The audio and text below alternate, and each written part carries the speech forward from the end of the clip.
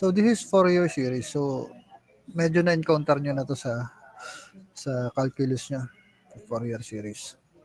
So we have a function of t equals 1/2 a sub 0 plus the summation of this function. So ito yung function natin. So this is a sine and cosine function in which the value of this k starts from a to 1 to infinity. So this is sine and cosine. So ibig sabihin, what is this? So this is uh, ito yung function mismo. Ito na yung function mismo. Yan yung na-encounter natin sa calculus before. So dito, medyo ano lang natin ng konti, upgrade lang natin ng konti. Since ito, as you can see in your screen, this is a signal. A signal in which meron tayong napansin nyo na meron tayong white at saka meron tayong gray. Yan. So dito sa white na to, ito mismo yung signal na kailangan natin. Pero yung mga gray na nakikita nyo sa background yan. So sabihin natin pwede noise or ano. So bakit may mga ganyan? Kasi not all frequencies. Kasi itong side na to. Ito time kasi ito nasa baba. Time yan. Pero kung susukatin natin yan, kung ililipat natin sa frequency, So alam natin na related yung time at saka frequency because frequency is cycles per second. And then second is time. So as you can see here, meron tayong mga white spots dito and then meron tayong mga gray and then not so gray part dito sa ano to. So it only means hindi lahat ng frequency is nasasagap ng isang, let's say, sabihin natin na sensor. So sometimes merong kayo mabibili na sensor na ultrasonic, let's say ultrasonic sensors na magkakaiba yung range nila. Merong sensor na medyo malayo pa yung distance mo pero nade-detect ka na niya. Kasi capable siya. So let's say para mas madali natin makuha is yung sa microphone na lang. Sa microphone, meron mga microphone na kailangan tutok na tutok talaga sa bibig mo para mag-amplify yung signal. Meron namang mga microphone, especially mga high-end microphones na kahit medyo malayo ka, kahit nasa sa may parting chan mo na yung microphone, na nasasaga pa rin niya. So, yun yung sinasabi natin dito. Meron mga white space, yung mga white spaces na to at mga gray spaces na doon is yun yung mga pwede sabihin noise o kaya yung mga frequency na nakakasama dun sa original signal mo. Well, so this is an analog signal. So analog to. So if you will be converting it to to discrete mamaya. So as you can see here in this Fourier series na to, eto mga K na to is yan yung mga frequencies. Mga frequency yan. Yung mga K na yan. So umpisa tayo sa K equals 1 up to infinity. So yan. So ito yung mga sine and cosine values niya na which madi-discuss naman natin mamaya ito. So sabi nga natin, kung ililipat natin siya, kanina pansin nyo sa domain natin is time. So this is time. Time yan. So ngayon, kung ililipat natin ngayon siya sa ibang domain, so in which a frequency domain, so makikita natin is straight siya. Kasi diretso lang naman yun eh. Saan bang punta niyan? Puro pakaliwa yan eh.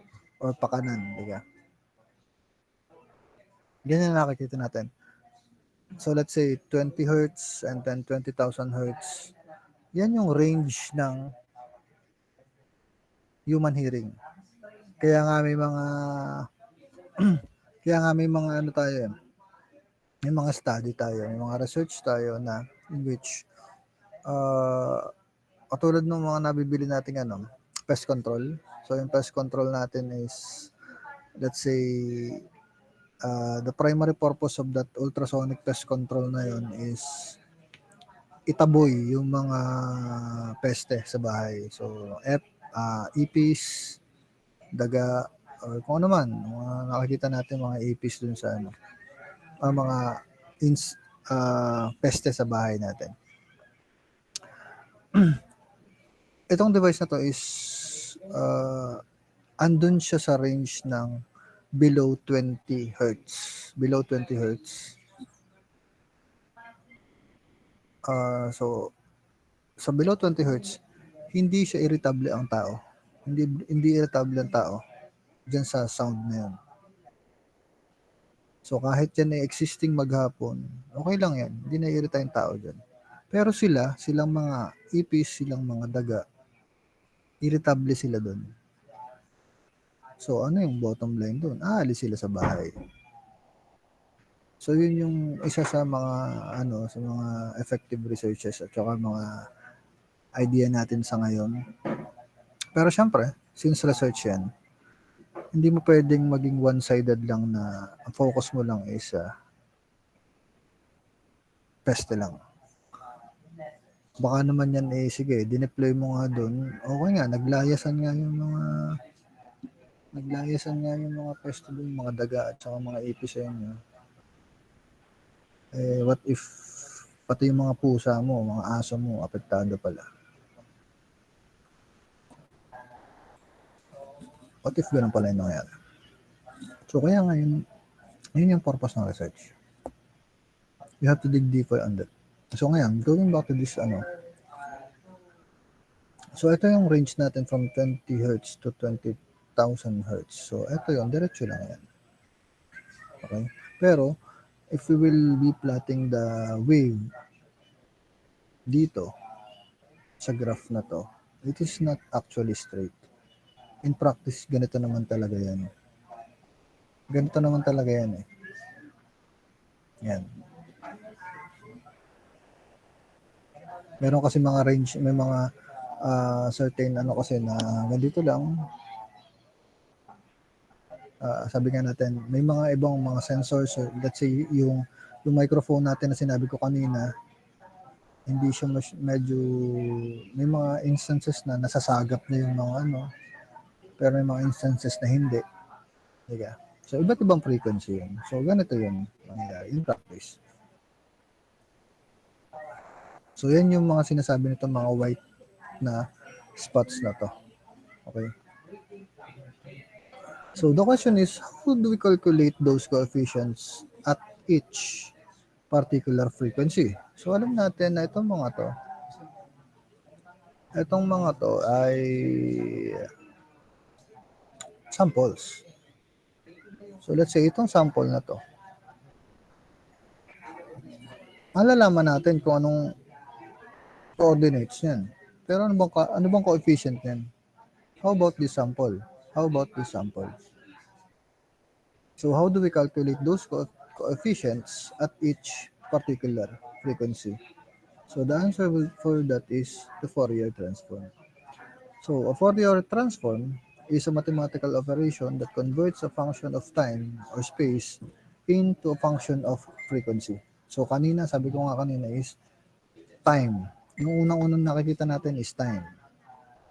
Ito, time pa to, diba? So, this is time. Tapos biglang, nung nilipat natin sa frequency, ganito na. So, ang Fourier transform is ganito. Time to frequency or frequency to time, vice versa. So, coming from an end domain, we use discrete Fourier transform to derive to frequency domain. And then, from frequency domain, we use the inverse discrete Fourier transform to go back to end domain. So, vice versa to. Okay? It decomposes a signal into its constituent frequencies, revealing the frequency content of the original signal. So, as I've said, this is reversible. So, alamin na natin kung ano. So, this is a function. a function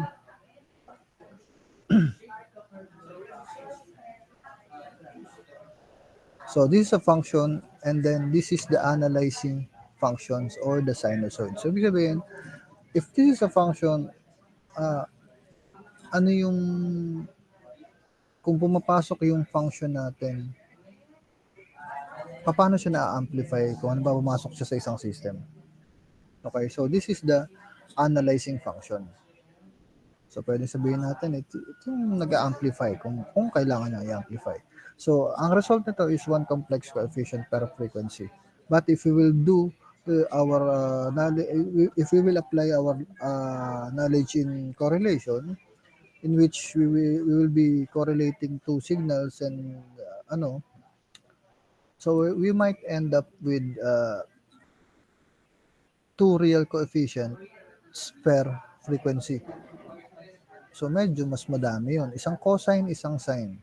Mangyayari pa doon. So ngayon, focus na lang natin ngayon is one complex coefficient per frequency. Ito na lang ang focus natin sa ngayon. So, again, this is so dito, iba yung napansin nyo kanina na x na maliit, then x na malaki. I-differentiate naman natin yun. So, as you can see, this is x na malaki. Okay? So, considering na ito yung graph natin kanina, so this is x of t e to the e to the negative j2 pi ft. So ngayon, galing tayo sa analog signal na ganito. So of course, alam natin na nagiging pag ginawa natin digital siya, magiging ganito siya.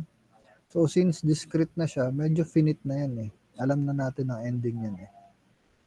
Unlike dun sa di ba, dito nako-confuse tayo from negative infinity to positive infinity. So ibig sabihin, infinity talaga yan. Pero this is analog.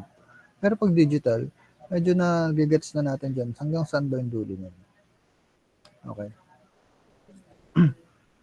So, ito yung gagamitin natin. So, since we will be dealing with discrete Fourier transform, ito yung focus natin dito. In which, same din lang naman yan eh. This is x of t, this is x of n. As you can see, this is ft, this is kn over n, in which yung k over n natin kasi corresponds to f. So parang same na yon. Yung k of n natin, k over n is f yun, and then n natin is t. So k over n corresponds to f, n corresponds to t. So ganito na yung nangyayari. Yung continuous signal natin magiging discrete na ngayon. Ganyan na ngayon ang mangyayari dyan. So from 0 up to the ilan ba yung number of samples natin? Bawasan natin ang isa. So hanggang dun. So anyway, para mas madali natin makuha, eto tayo sa example na to. So, from this equation, e to the negative j2 pi kn over n, we should treat this whole thing, 2 pi kn over n, as bn. So isang na lang, sabihin natin isang quantity na to. And then j, another quantity. So parang gano'n. So this is the kth frequency bin. So ano yung kth frequency bin? Sabi nga natin kanina, ito. Yan yung mga samples natin. Ito unang sample. Ano ngayon ang coefficient nito? Ito pangalawang sample. Anong coefficient nito? Ito pangatlong sample. Anong coefficient nito? So pang ilan yan? Pangatlo. So third frequency bin. So this is second frequency bin. This is the first frequency bin. Okay? So yun lang yun. Kaya meron tayong kth frequency bin. So, x sub 0, x sub 1. So, alam natin katulad ng index natin, 3, 0, 3, 0, negative 3. Yung sa problem natin before, this is index 0, 1, 2, and 3. So, etong 0 nito is x sub 0, this is x sub 1, this is x sub 2, parang ganun. So ngayon, if we want to get the kth frequency bin, ano ba yung hinahanap? So let's say x sub 2. So sa kth frequency bin, you'll notice na malaking x yung ginagamit natin. Okay, so malaking x to. So paano yun? So the first term times e to the negative b0j plus x1 e to the negative b1. So sunod-sunod lang yan. b1, b2 hanggang saan ba matatapos to? Ganun lang yan kasimple. So ngayon, ganito yung gawin natin. So we have the Euler's formula in which dito kita natin exponent to eh. Exponent itong part na to. So medyo complicated. Sige. So we have a Euler's formula na in which we have e to the jx is the same as cosine x. So this is cosine x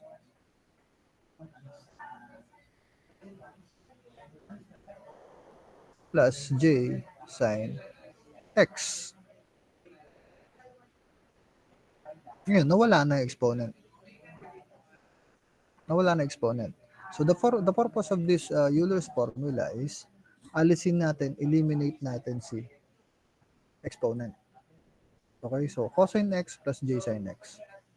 So, if we will be eliminating this exponent, so this is, sabi nga natin, consider this as the Bn quantity.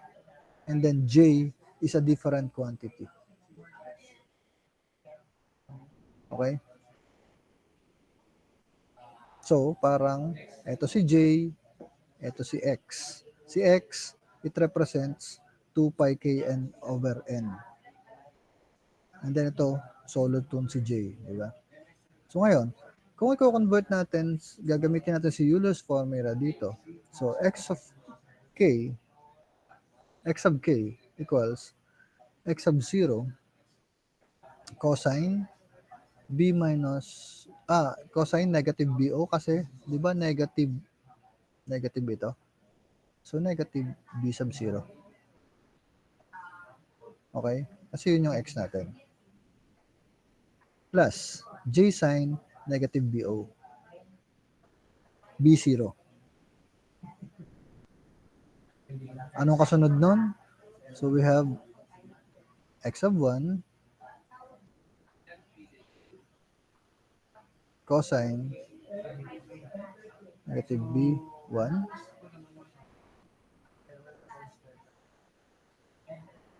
plus j sine negative b1. Yan. So hanggang makatapos tayo sa x of n. So we have a general formula of this as x sub k equals a sub k plus b sub k j times j.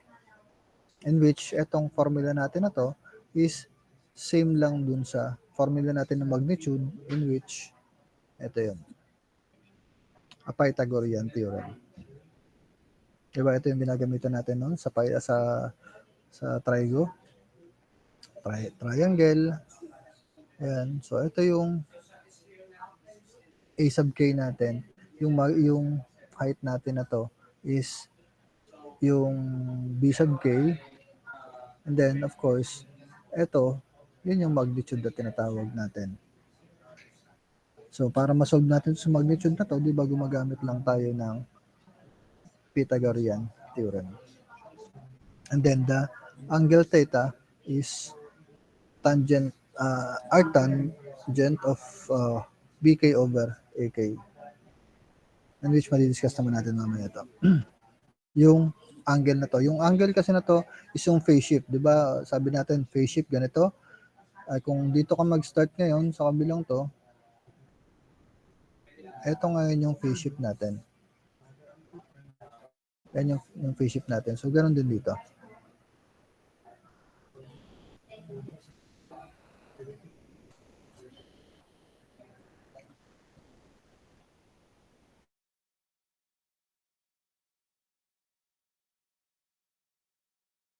Natin is, ano ba yung distance?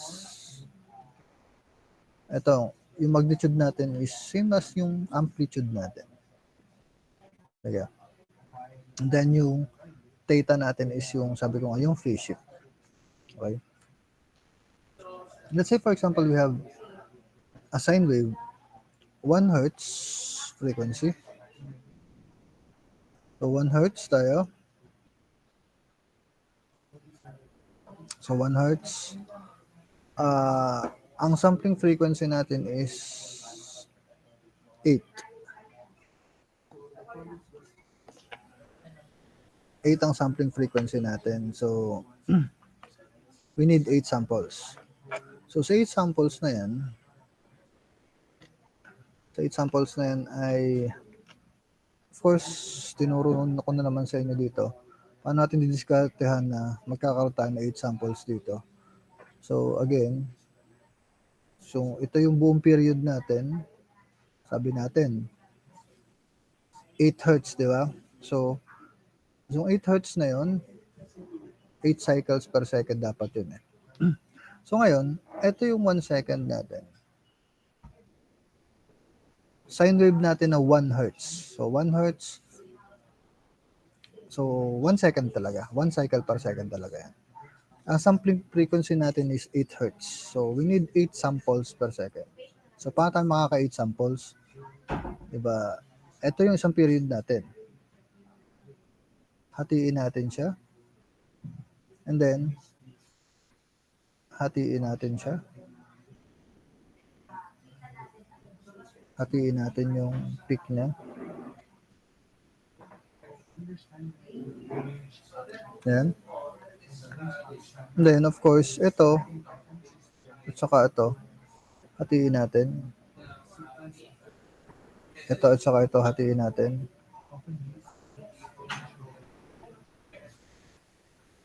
Yan. So, yun yung natutunan natin. Hinati natin siya ngayon. Hinati natin siya. Una nating hatiin sa dalawa muna. And then ito, hatiin natin sa dalawa. And then hatiin natin sa dalawa. So, 8 samples kasi kailangan natin. So, that means we have ito. Meron tayo yung sample dyan. Meron tayong sample dito. Of course, meron tayong sample dyan. Meron tayo dito. Meron tayo dyan. Matatapos tayo dito. So, we have 8 samples. Meron tayo 8 samples dyan. Ang tanong nga natin is, how do we know na ano bang point ito? Anong coordinate nitong point na to? Yun ang unang-una natin kailangan malaman. Kasi ito, obviously, alam na natin to eh. Ito, if this is 1 second, so definitely, this is 0.5 second. Ano yung kalahati ng 0.5 second? So this is 0.25 second. Ano yung kalahati ng 0.25 is 0.125. So, eto, madali natin malalaman itong mga to. Pero ito, anong coordinates yan? Kasi hindi naman, sabi nga natin, hindi naman sa isang wave naman, hindi naman pwede tayong kukuha ng sample base lang sa trip natin. Halimbawa, hindi naman pwede na ito lang yung kukunin mo, tapos sunod, ito. Hindi pwedeng ganyan. So, kumukuha na tayo ng sample na pare-parehas yung distance nila dito. So, evenly distributed yan. Okay? Ngayon, since obviously alam natin na ito'y 1. Obviously alam natin na ito'y 1. 1 yan. Para naman mukhang 2. 1 yan. Yan. Obviously, 1 yan. Of course, alam natin 0 to. And then, alam natin ito, negative 1. And then, of course, alam natin na 0 to. So, yan yung samples natin. Ang tanong, ano to? Anong value niyan? So, para mas madali, ayan, ganito ang gawin natin. So, instead na apply pa tayo ng mga trigo pa natin, actually, pwede naman trigo doon talaga. So, ang sinusoid frequency niyan is 8 Hz. So, ang period T is 1 over F or 0.125 seconds. So, yun yung ginawa ko kanina graphically. Yan yung ginawa ko kanina graphically. Kaya natin nakuha yung 0.125 na yan. So, after natin makuha si 125, we have 8 number of samples. So, the time between the samples natin is yung delta T natin. So, it is obtained by by dividing the period over the number of samples. So, yung time natin, yung period T natin, so 0.125. So, bakit nalilito kayo? Bakit di ba nakuha na natin yung 0.125? Bakit dinivide pa ulit ng 8? Eh, di ba meron tayong sinusoid frequency na 8 Hz? Di ba? 8 Hz, 8 samples per second. Okay. 8 samples, 8 cycles per second. So, kaya, i-divide natin. So, yung 0.125 natin is, yung 0.125, nakakaisang cycle tayo doon. So, ito yung 0.125 natin. So, yung kanina, ito yung 0.125. Diba, isang cycle yan. Para bagong cycle yan. So, kailangan mo kasi is 8 cycles per second. So, ngayon, ito, isang cycle. Pangalawang cycle. Okay? So, yun yung sinasabi dito. So, 0.125 over 8 equals 0.15625 seconds. So, ngayon, ito lang makukuha natin dyan. So, Tn, so para makuha natin to, para makuha natin yan, kailangan natin ng n times 0.12015. So, ito yung magiging sagot kasi dyan eh. So, n, so sabi nga natin, n equals 0, n equals 1, n equals 2, n equals 3. So, para makuha natin yung mga yan, so we have to substitute it to sine 2 pi ft or sine 2 pi, ano ba yung f natin? 8. Ano yung t natin? Yung t yung, ito. Okay. So sine 2 pi, so this is sine 2 times, ano bang pi? Pi is 180 times 8 times 0.015625. Yan. So, simplifying this, ito yung magiging sine 45. So, ang sine ng 45 natin is 0.707. So, 0.707. Yan. So, ito yung mangyayari dyan. So, 0.707. So, obviously, sabi naman natin, kita naman natin agad na magkatapat to eh. Diba? Alam natin na katapat niyan. So, kung 707 to, definitely itong isa, 0.707 din. And then, itong isa, alam natin na this is negative 0.707. And then itong isa, negative 0.707 din. Kasi obviously, alam natin, this is 1, this is 0, this is 0, this is negative 1. So ngayon, na-define na natin ano ba yung mga points na yan. So this is x of 1, this is x of 2, this is x of 3, and so on. So parang ganyan yan.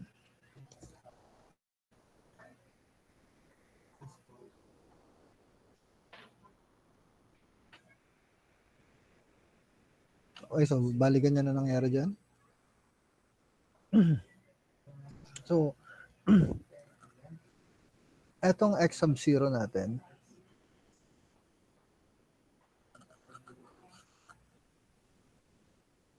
yan, so parang ganyan. Ang x sub 0 kasi natin, kung mapansin nyo, x sub 0 equals x sub 1 plus x sub 2 plus x sub 3 up to x sub 7. Kasi obviously, positive. Oh. Cancel out. Positive. Negative, cancel out. Positive, negative, cancel out. So natira na lang, 0 na lang talaga. So x sub 0 equals 0. Okay. So ngayon, dito. So this is in computation with to compute the kth frequency bin. So sabi nga natin, differentiate the small letter x at saka big letter x. Sa kth frequency bin, big letter x yan. Yung small letter x natin, it represents ano ba yung point natin, yung coordinate natin ng sample na yun. Okay. Yun yun. Pero pagka yung kth frequency bin, the coefficient ito.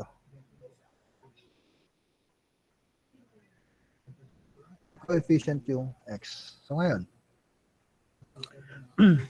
ito lang kailangan natin. So medyo color-coded na yan. Color-coded. Dilaw, ito, blue, ito. So kasi ganito ang gagawin natin. 0, of course, apply natin to. X sub 0. X sub 0 natin ay 0. Diba? X sub 0 natin ay 0. 0 times e to the negative. So, e to the negative to ha. Ngayon, tatandaan natin is kung ano yung hinahanap natin. X sub 1. So, puro 1 yung gagamitin natin sa umpisa. Puro 1. Puro 1. So, this is 1. Ngayon, ano yung 0? Itong dilaw na to, di ba ito'y x sub 0? It represents x sub 0. So, ito yan. Ito yung 0 na yan. Then, 7.707. Kasi sabi nga natin, x sub 1, x sub 2, x sub 3 hanggang x sub 7. So ito, 0.707 times e to the negative j 2 pi. Ano tong blue na to? Itong blue na to, still nasa sa equation tayo ng x sub 1. The big x sub 1. Nasaan tayo? Nasa sa 1 pa rin tayo. So 1 pa rin ang gamit natin. Pero, itong 707 na to is x sub 1. Kaya, 1 yung ginamit natin. Anyway, sunod-sunod lang naman yun eh. 0, 1, 2. Kasi gagamitin mo yan hanggang 7. Diba? So, gano'n lang. So, ngayon, next. After natin itong blue na to, ito namang yellow ulit. Itong light yellow na to. 1 times J 1 times 2. Okay? So, hanggang makarating tayo sa e to the negative J 2 pi 1 times 7. So, hanggang makarating tayo dun. Kaya nga meron siyang mga point yun eh. Hanggang makarating tayo dun. So, since ito is exponential part pa siya, exponent pa siya, so we need to transform it to using Euler's formula. So, yung Euler's formula natin is e to the jx equals cosine x plus sa j sine of x. So, ngayon, co-convert natin isa-isa. So, obviously, etong 0 times something na to, 0 times e to the teka na 0 na agad dyan eh. 0 na agad dyan eh. Diba? Ngayon, eto, 0.707. So, simplifying this, 2 pi over 8 is the same as pi over 4. Negative. Negative pi over 4. Okay? Kasi nga, e to the jx equals cosine x plus j sine x. Wala na ngayon ang exponent. So, kaya ganito ang mangyayari. So, alin ba yung x component natin? Pi over 4. Di ba sabi natin kanina, ihihiwalay natin ito. Yan yung x component. Ito, j component. So, this is 2 pi over 8 is pi over 4. Negative pi over 4. Okay. So, ganito na ngayon yung nangyayari. Then, sunod tayo. 1 cosine, ganun pa rin. So, bakit naging pi over 2 na? Siyempre, this is 2 pi times 2. This is 4 pi over 8 eh. So, magiging pi over 2 na yan. So, may iba talaga yan. Okay? So, ganito mangyayari. So, gagawin natin yan hanggang 7 ulit. So, nasa sa x sub 1 pala tayo ha. So, simplifying this is x1 is negative 4j.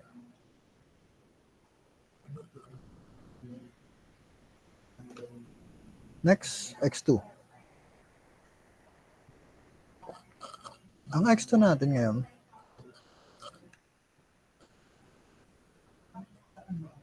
ganun din ang gagawin natin. Kaso, take note na x2 na yan ang hinahanap natin. So, x2 meaning puro 2 na yan ang mangyayari dyan. So, hanggang umabot tayo sa j 2 times 7. So, hanggang makakarating tayo dyan sa e to the negative j 2 times 7. Hanggang sa makarating tayo dun. Pero since exponential part pa rin to, exponent pa rin yan, gawin ulit natin siya sa Euler's. So, ito yung Euler's ulit, e to the jx cosine x plus j sine of x. So, color-coded na naman yan. So, ito yung 0. So, again, ito yung hinahanap natin, x sub 2. The second frequency bin. Yun ang hinahanap natin. Second frequency bin. Anong coefficient nung pangalawang sample natin? Second frequency bin, yun ang hinahanap natin. So, eto. And then, x sub 0 is 0. Ayun yun. And then, x sub 1, 7.707. Ito, 1. So, sabi ko nga, usually sunod-sunod na yun eh. 0, 1, 2, 3, 4, 5, 6 hanggang 7. So, pag sinimplify ulit natin yan, magiging 0. 0 ulit yan. So, ngayon, pwede nyo itry hanggang, kuhanan nyo hanggang x sub 6. X sub 7 pala. Kukuhanan nyo hanggang x sub 7. The 7th frequency bin, kukuhanan natin. So, 7th frequency bin is different from x7 ha. Kasi this is small letter x sub 7. Yung kinukuha natin ngayon is big letter x sub 7. Okay? So ngayon, pag kinumpute mo ngayon yung x sub 3, is ganito pa rin yung gagamitin mo. Ganito pa rin ang gagamitin mo. Yun nga lang, magiging 3 na ngayon to. Magiging 3 na ngayon yan. Puro 3 na ngayon yan. Diba? Kasi x sub 3 na yung hahanapin mo. Ganun ang mangyayari dyan. So ngayon, ito kasi yung x sub 3 hanggang x sub 6, puro 0 yan. Mangyayari dyan. Puro 0 mangyayari dyan. So sa x sub 7 ka na lang ulit makaka-download, magkakaroon ng value. So, magiging ganito talaga yan. X sub 7 mo, makukuha mo is positive 4j. Pero since positive 4j yan, the Fourier coefficient natin is x sub 0 natin hanggang x sub 7 is 0. Pero yung x sub 1 natin ang magkakaroon ng, since nakuha natin kayo na dito is negative 4j. So this is the same as 0 minus 4j. So yung x sub 7 natin, positive 4j kasi makukuha natin dyan. So this is 0 plus 4j. So ito yun.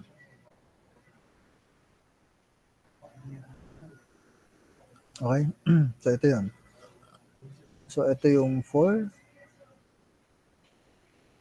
Diba, sabi nga natin, ito yung imaginary. Ito yung real. So ganito yung mangyayari dyan. Kasi, negative 4j kasi.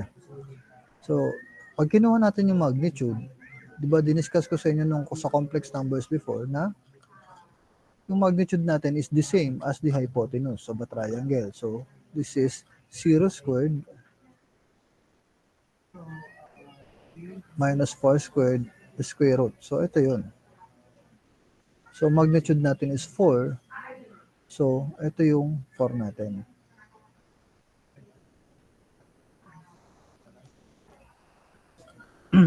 Pero, sabi nga natin doon sa Nyquist sampling theorem, ito yung gitna niya. Yan.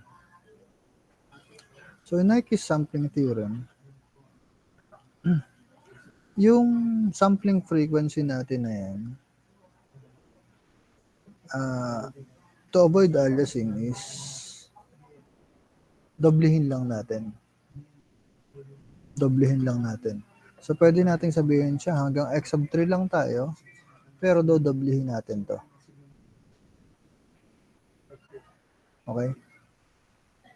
So, ganitong mangyayari ngayon dyan.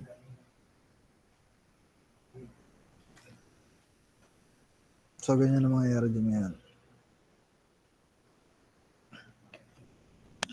So, single-sided Fourier coefficients natin is, so bakit single-sided? So, sabi ko nga, parang ano to eh. Sabihin na natin na parang mirror to eh, diba? Nasaan yung gitna nitong dalawang to? Ito, at saka ito. Nasaan ang gitna niyan? Ito. Di ba pagka itinupi mo yan, ito yung gitna mo, pag tinupi mo yan is, ito pa rin magtatama, di ba? Okay? So, ngayon, sabi nga natin sa Nyquist sampling theorem,